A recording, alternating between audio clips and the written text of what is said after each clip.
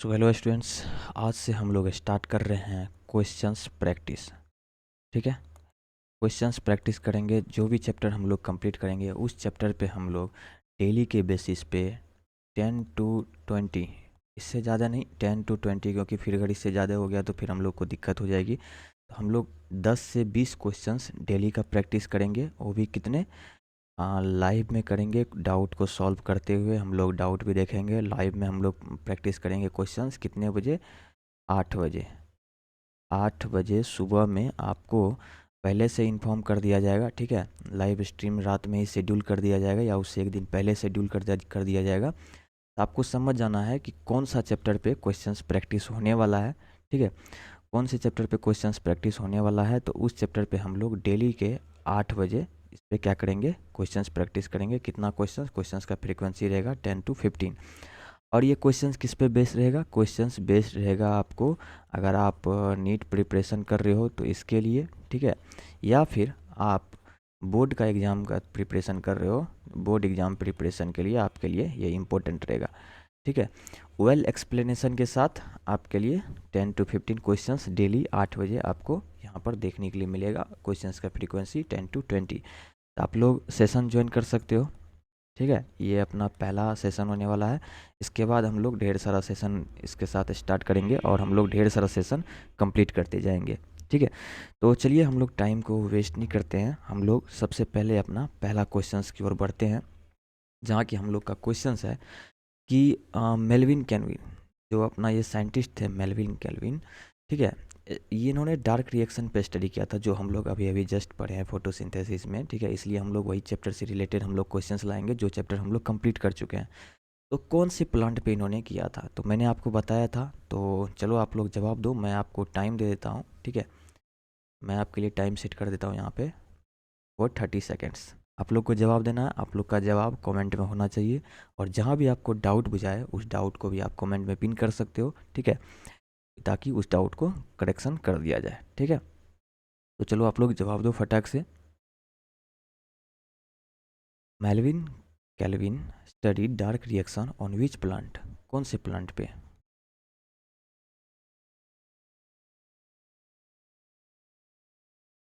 सो आपका time up.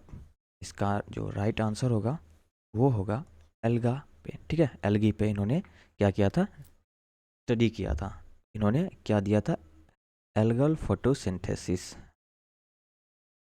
Algal photosynthesis. ठीक है, इन्होंने एल्गल फोटोसिंथेसिस कॉन्सेप्ट दिया था, जहाँ की ये कब हुआ था, ये आपको वर्ल्ड वॉर 2 के बाद। ठीक है, जस्ट वर्ल्ड वॉर 2 के बाद क्या किया, क्योंकि मतलब बहुत सारा इन्होंने काम किया। एग्जाम्पल लेकर के इन्होंने रेडियो एक्टिव कार्बन का भी यूज़ किया था। ठीक है, आइसोटोप्स।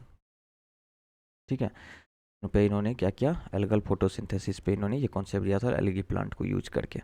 ठीक है, और इन्होंने एक चीज़ और बताया था कि पहला जो फिक्सेशन करने में, कार्बन डाइऑक्साइड फिक्सेशन में, ठीक है, कार्बन डाइऑक्साइड फिक्सेशन में जो पहला प्रोडक्ट अपना आने वाला है, ठीक है, स्टेबल प्रोडक्ट, वो था 3 कार्बन का ऑर्गेनिक एसिड। ठीक है, 3 कार्बन का ऑर्गेनिक एसिड। तो इस आप लोग के लिए होमवर्क रहेगा। ठीक है, ये जो 3 कार्बन का ऑर्गेनिक एसिड है कौन सा है, ये आप लोग बताओ। आपके लिए होमवर्क रहेगा, आप लोग को कमेंट में बताना है। ये आपके लिए पहला होमवर्क आज का। ठीक है, एल्गल फोटोसिंथेसिस, एल्गी प्लांट पे इन्होंने दिया था ये कॉन्सेप्ट। चलिए अब हम लोग आगे बढ़ते हैं। आप लोग को बताना है कि नंबर ऑफ एटीपी, ठीक है, और NADPH2, नंबर ऑफ एटीपी। आप लोग को एक चीज़ हम बताए थे कि NADPH2 को ही NADPH2, NADPH+H+, या फिर NADPH, यहाँ पे इसको लिख सकते हो। ठीक है, तो सब तीनों क्या है, सेम बात ही है। ठीक है, तो आपको बताना है कि नंबर ऑफ एटीपी और NADPH, कितना नंबर ऑफ एटीपी और कितना number of ATP NADPH use किया जाता है पर CO2 मॉलिक्यूल्स को फिक्स करने में।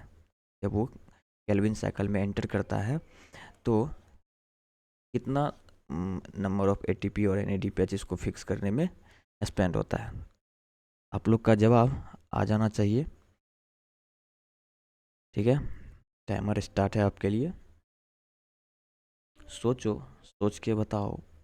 अगर आपसे नहीं होती है तो लास्ट के 10 सेकंड में आप अपने नोट्स का भी हेल्प ले सकते हो, लेकिन आपका स्टार्टिंग का 20 सेकंड आपको खुद से सोचना है।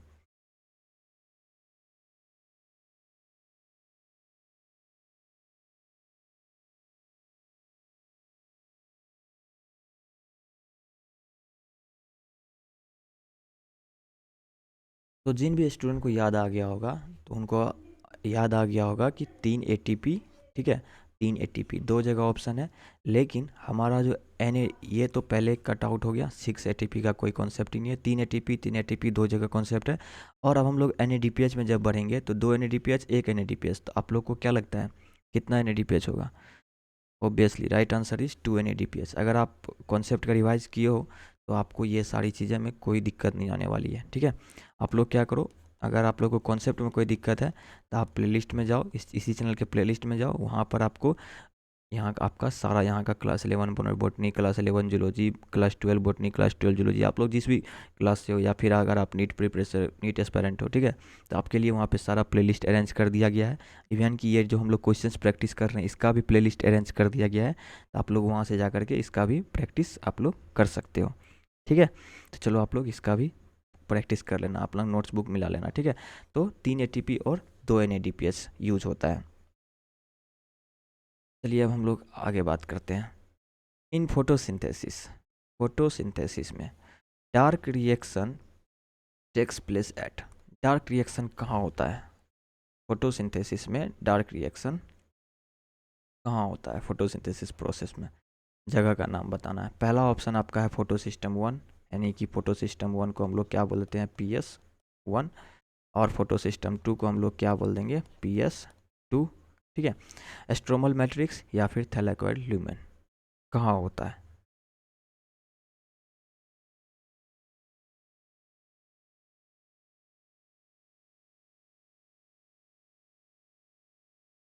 Time up. Stromal matrix is the right answer, ठीक है। स्ट्रोमल मैट्रिक्स में डार्क रिएक्शन होता है। आप लोग इसको एक बार अगर आप कॉन्सेप्ट को फिर से रिवाइज करोगे तो आपको समझ में ये चीज़ कम्प्लीटली क्लियर आपको आ जाएगा, ठीक है।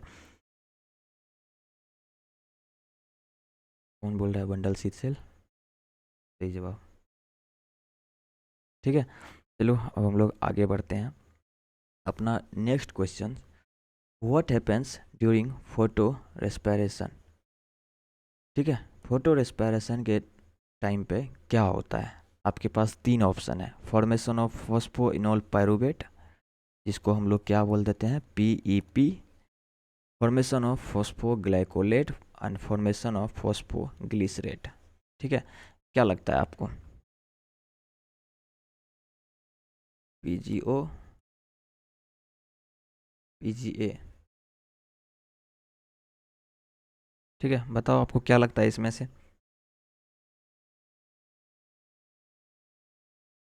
अरे टाइम चलाना तो भूल ही गए, कोई नहीं, आपकी बार हम लोग 10 सेकंड कम देंगे, क्योंकि 10 सेकंड हम लोग ऑलरेडी वेस्ट कर चुके हैं।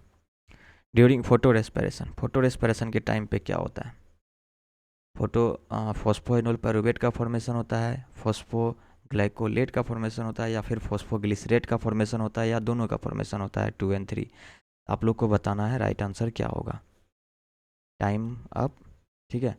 Right answer is fourth number, दोनों का फॉर्मेशन होता है, ठीक है। फोटो रेस्पिरेशन क्या होता है? किनको किनको पता है फोटो रेस्पिरेशन क्या होता है? कौन बताएगा? ठीक है, जब RUBP अपना कार्बन डाइऑक्साइड की जगह पे ऑक्सीजन के साथ बाइंड कर जाता है, ठीक है, उस टाइम पे रूबिस्को जो अपना एंजाइम है उसका ऑक्सीजनेट मोड एक्टिवेट रहता है, ठीक है। ये किसके साथ बाइंड करेगा? ऑक्सीजन के साथ बाइंड करता है। इसी टाइम पे क्या होता है? Photo respiration. और आपके लिए एक होमवर्क है यहाँ भी, होमवर्क नंबर 2, आपको अभी जस्ट आपको कमेंट में बताना है नीचे कि फोटो रेस्पिरेशन जो हो रहा है किस प्लांट में होता है? E3 प्लांट में, या फिर C4 प्लांट में, या फिर दोनों में फोटो रेस्पिरेशन हो सकता है। तो आपके लिए ये क्वेश्चंस रह गया है, आप इसको सॉल्व करके ज़रूर बताना पहले, ठीक है। चलिए अब हम लोग आगे बढ़ते हैं। हम लोग का नेक्स्ट क्वेश्चन है, the site of photolysis of water, photolysis of water. Water का ब्रेकडाउन कहाँ पे होता है, आपको उस जगह का लोकेशन बताना है, ठीक है। वो लोकेशन बताना है जहाँ की वाटर का ब्रेकडाउन होता है, फोटोलिसिस ऑफ वाटर साइट बताना है। Stroma, chloroplast, cristae of chloroplast, ribosome of chloroplast, lumen surface of thylakoid membrane, कहाँ होता है? Time starts now.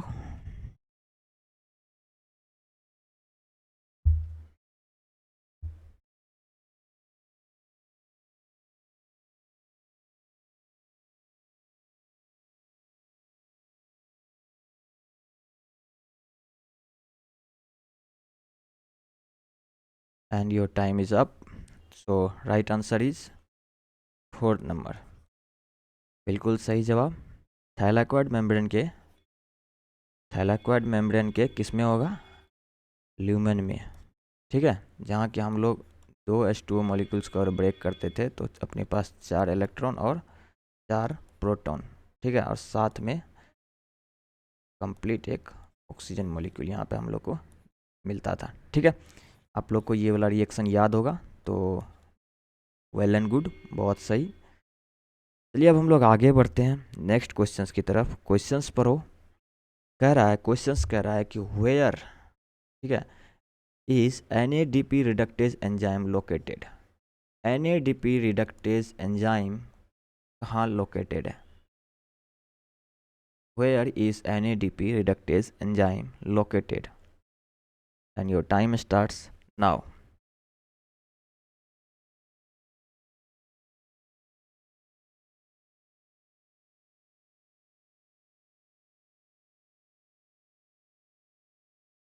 मेम्ब्रेन के स्ट्रोमा साइड, मेम्ब्रेन के ल्यूमन साइड, ठीक है, या फिर थैलाकोइड मेम्ब्रेन में एम्बेडेड है, धसा हुआ है, या फिर इनर साइड, थैलाकोइड मेम्ब्रेन के अंदर साइड, कहाँ हो सकता है?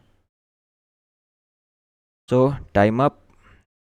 Answer is first number. जिनका जिनका फर्स्ट ऑप्शन था, very good, keep it up, अब एफर्ट मारते रहो, काफ़ी अच्छा परफॉर्मेंस कर सकते हो, ठीक है। एंड NADP रिडक्टेज एंजाइम कहाँ लोकेटेड है? NADP एंजाइम जो है स्ट्रोमा मेम्ब्रेन के स्ट्रोमा साइड लोकेटेड रहता है, ठीक है। इसके बारे में आप कह सकते हो along with the electrons that come from the acceptor of electron of PS1, ठीक है, ठीक है।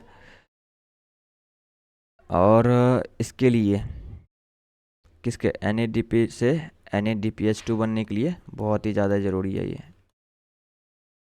NADP से NADPH2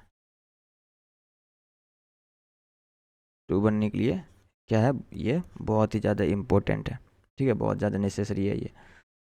अब अपना नेक्स्ट क्वेश्चन है, match the column with column 2, ठीक है।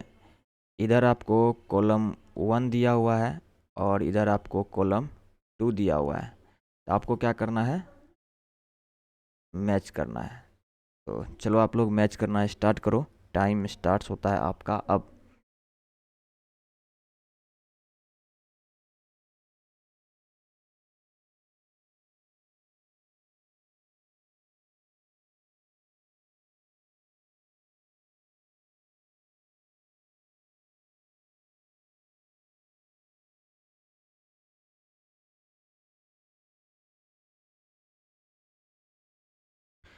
क्या आप लोग का जवाब आ गया? चलिए बिल्कुल सही जवाब। अब हम लोग देखते हैं इसका आंसर। इसका आंसर है अपना पहला नंबर, ठीक है। जिनको भी अभी तक ये डाउट है इनका आंसर क्या है, तो सबसे पहले हम लोग क्या करेंगे, इनका आंसर मार्क कर लेते हैं। अब चलिए, अब हम लोग एक एक करके मिलाते हैं। NADP रिडक्टेज जो है, ठीक है, ये कहाँ होगा? आपको outer surface of thylakoid membrane होगा। अभी इसके बारे में हम लोग पिछले क्वेश्चन पे इसके बारे में हम लोग क्या कर रहे थे, इसके बारे में हम लोग अभी सॉल्व किए हैं और इसके बारे में कुछ कुछ जाने हैं, ठीक है।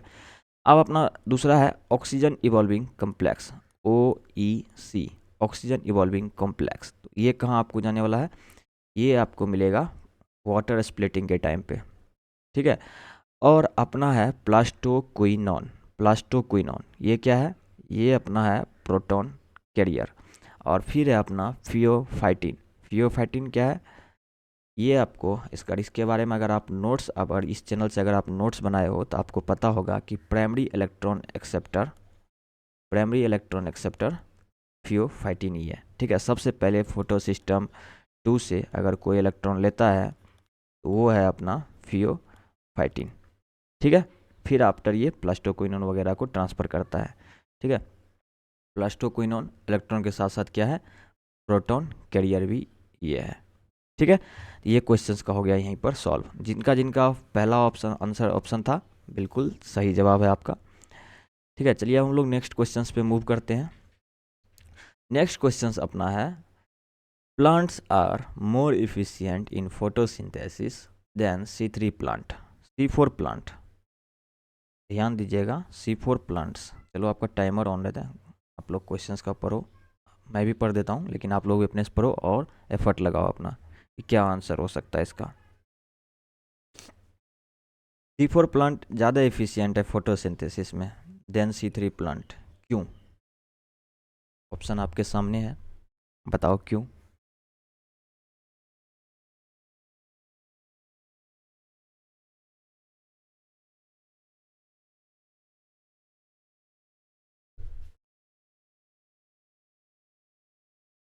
Okay, time up. किसी का आंसर आया?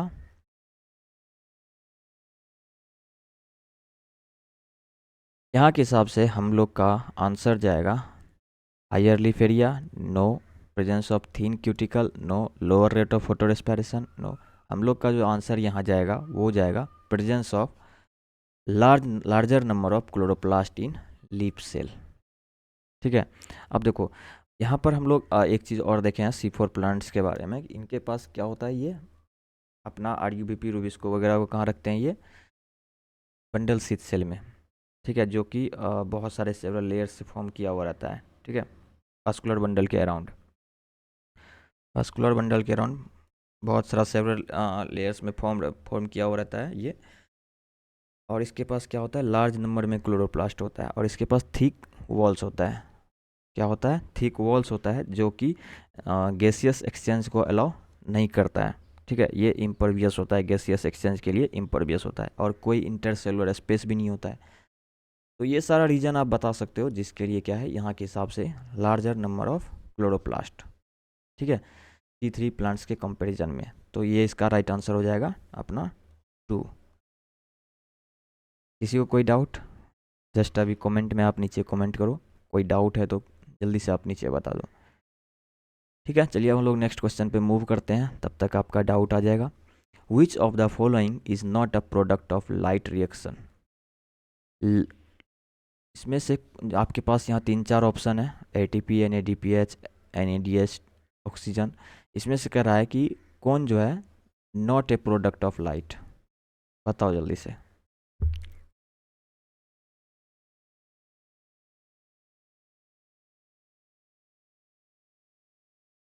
लाइट रिएक्शन का प्रोडक्ट कौन नहीं है?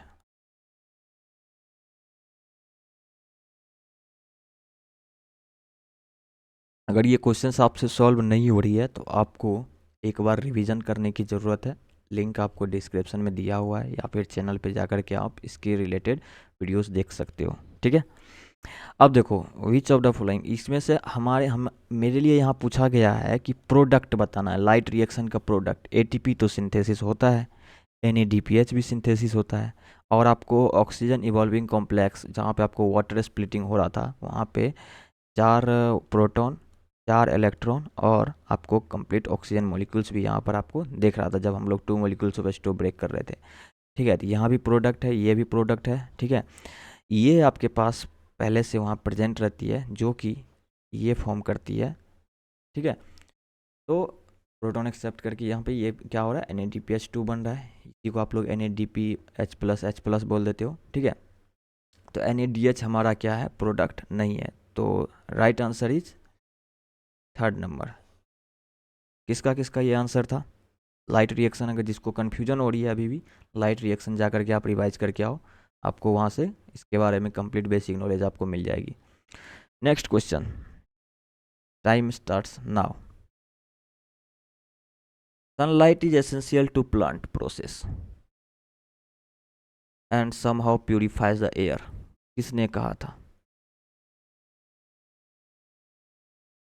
बताओ जल्दी से।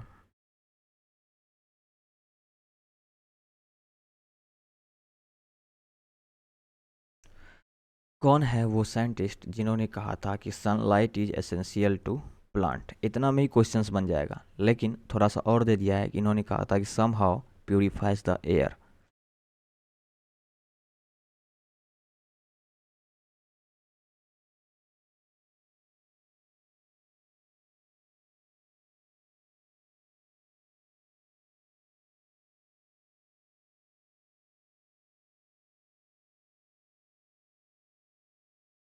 तो आ गया आप लोग का आंसर?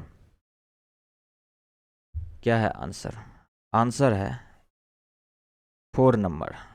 जिनका सही है, जिनका 4 आ गया है, वेरी गुड। आप लोग सही तैयारी करते रहो और सही जवाब देते रहो। जैन इंजन हाउस, ठीक है, इन्होंने कहा था कि सनलाइट क्या है, प्लांट के लिए बहुत ही ज़्यादा एसेंशियल है और एयर को भी क्या कर रहा है, प्यूरिफाई कर रहा है।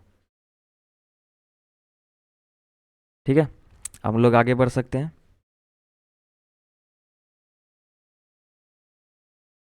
चलिए next question. Which of the following consist of accessory pigment? अब जिनको यही नहीं पता होगा कि एक्सेसरी पिगमेंट क्या होता है, तो ये क्वेश्चंस उनसे कभी नहीं बनने वाला है।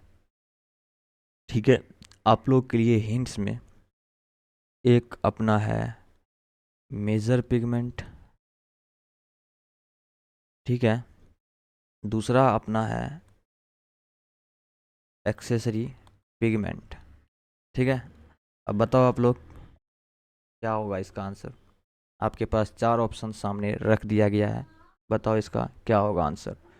ठीक है, तो इसका आंसर में होने वाला है, किनका किनका आया है 3 नंबर। ठीक है, आंसर है इसका 3 नंबर, थर्ड ऑप्शन अपना जेंथोफिल्स, क्लोरोफिल बी और कैरेटिनॉइड्स।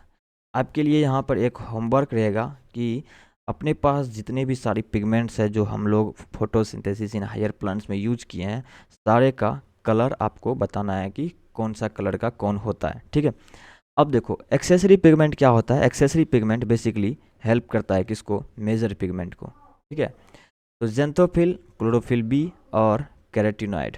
ठीक है, जेंथोफिल बी, क्लोरोफिल बी और कैरेटिनॉइड अपना एक्सेसरी पिगमेंट में, और अपना क्लोरोफिल ए जो है ये है अपना मेजर पिगमेंट में। ठीक है, ये किस में आता है, मेजर पिगमेंट में आता है। ठीक है, तो ये आता है अपना किस में, मेजर पिगमेंट में।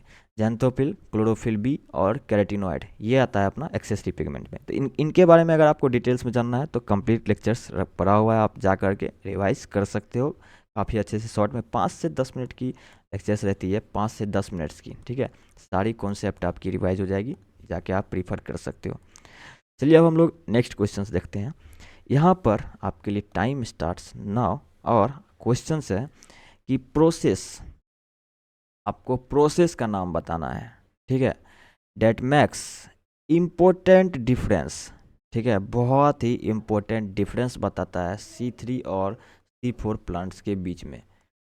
C3 और C4 प्लांट्स के बीच में इम्पोर्टेंट डिफरेंस आपको बताता है।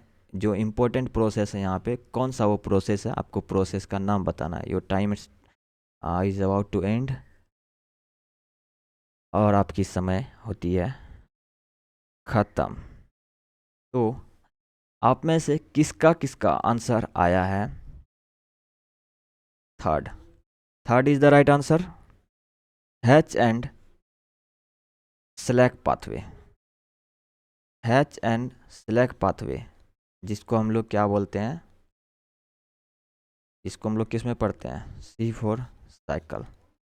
ठीक है, इसके बारे में भी हम लोगों ने कंप्लीट डिटेल्स में 5 से 10 मिनट की लेक्चर में ये सारी चीज़ें कवर अप कर दी गई है, हैच एंड स्लैक पाथवे। ठीक है, इसको हम लोग क्या बोलते हैं, C4 पाथवे, C4 पाथवे। यहाँ पे आपको कंप्लीट क्या हो जाएगा, डिफरेंस आपको पता चल जाएगा C3 और C4 प्लांट के बारे में। क्लियर है? अगर अभी भी किसी को कॉन्सेप्ट में कोई दिक्कत आ रही है तो आप क्या कर सकते हो, ग्लाइकोलाइसिस। ग्लाइकोलाइसिस अभी हम लोग रेस्पिरेशन इन प्लांट्स में पढ़ने वाले हैं। नेक्स्ट लेक्चर अपना होने वाला है, इस पे होने वाला है, तो हम लोग ग्लाइकोलाइसिस वहाँ पे कंप्लीट करने वाले। C4 पाथवे बोलते हैं इनको। ठीक है, चलिए अब हम लोग आगे बढ़ते हैं। अपना नेक्स्ट क्वेश्चन है, जो टाइम स्टार्ट नाउ। आप अगर आप बात साइड में आपका टाइमर भी चल रहा है।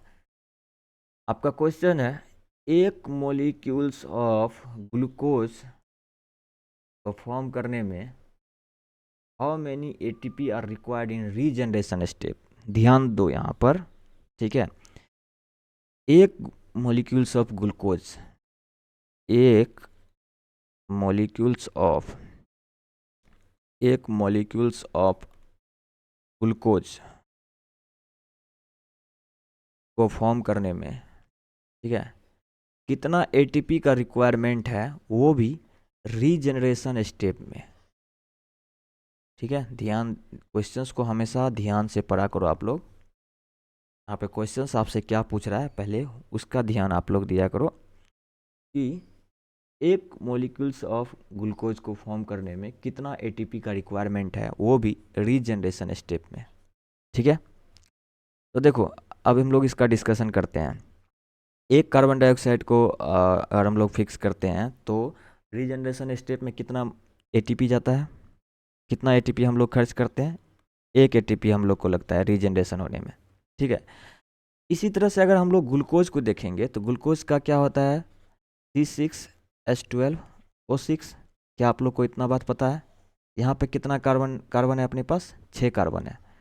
ठीक है, यानी कि इस प्रोसेस को, एक ग्लूकोज को आपको क्या करना होगा, रीजनरेशन स्टेप मतलब इस फिक्स करने में कितना बार आपको साइकिल रन करना पड़ेगा, 6 बार रन करना पड़ेगा, यानी कि 6 बार रीजनरेशन स्टेप चलेगा।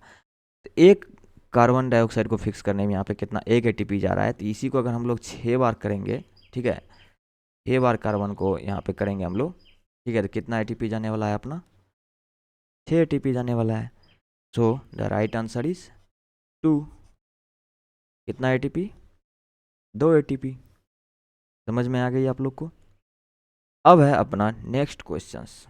इस क्वेश्चंस के लिए आपको 1 मिनट का टोटल टाइम दिया जाएगा, क्योंकि क्वेश्चंस देखने में थोड़ा सा बड़ा है बहुत आसान। तो आप लोग के पास 1 मिनट का समय रहेगा, जल्दी से इसका आंसर बताओ।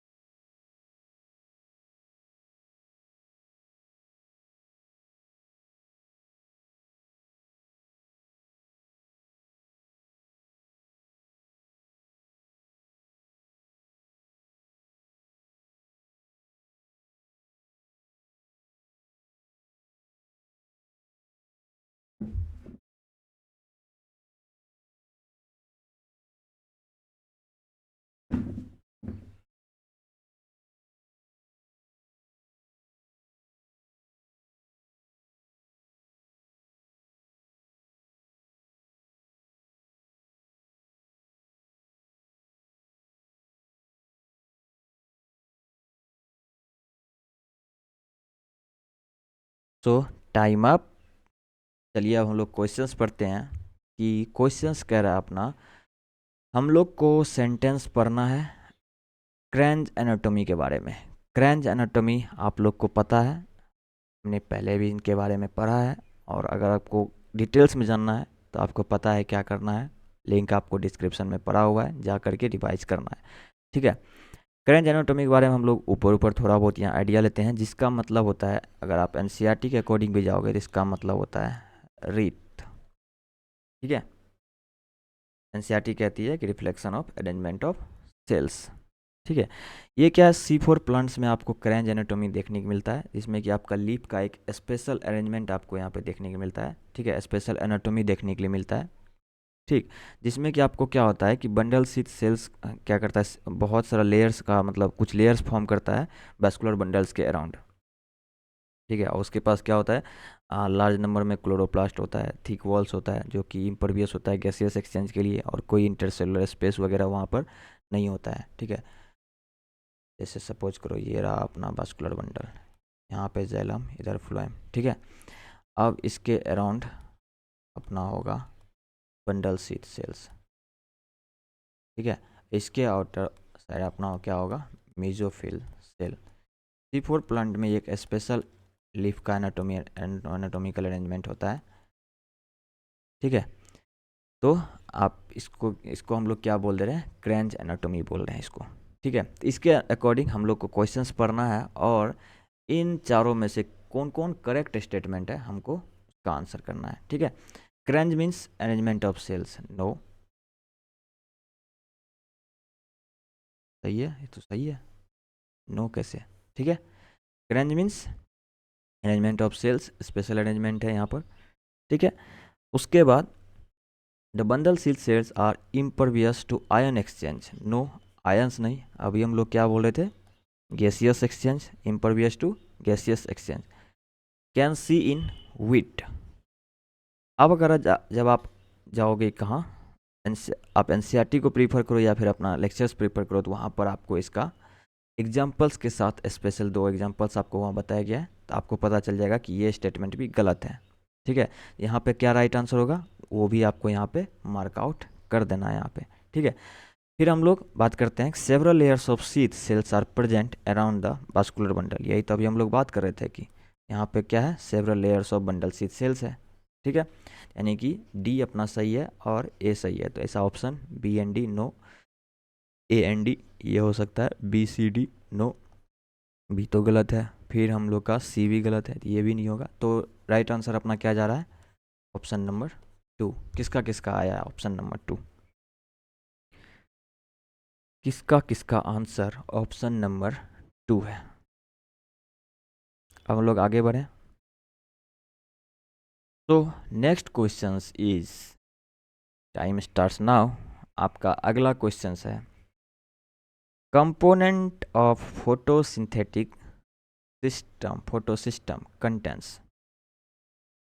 फोटोसिंथेटिक फोटोसिस्टम कौन कौन सा, उसके पास कौन कौन सा कंपोनेंट होता है, कौन कौन सा कंपोनेंट होता है, आपको जवाब देना है।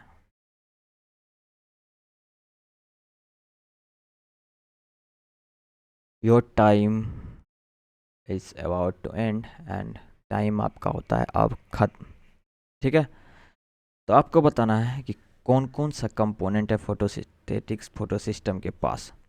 क्या सिर्फ रिएक्शन सेंटर है, नो, सिर्फ रिएक्शन सेंटर नहीं है। क्या सिर्फ लाइट हार्वेस्टिंग कॉम्प्लेक्स है, नो।